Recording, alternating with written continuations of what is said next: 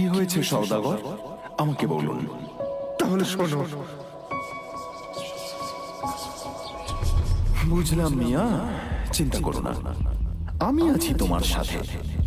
আমি কথা দিচ্ছি তোমার আসমানিকে আমি ফিরিয়ে আনবই, সে যেভাবেই হোক না কেন।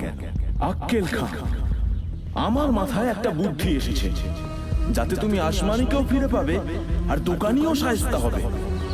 তবে তো খুবই ভালো হয় লাট্টু। বলো বলো, আমাকে কি করতে হবে বলো।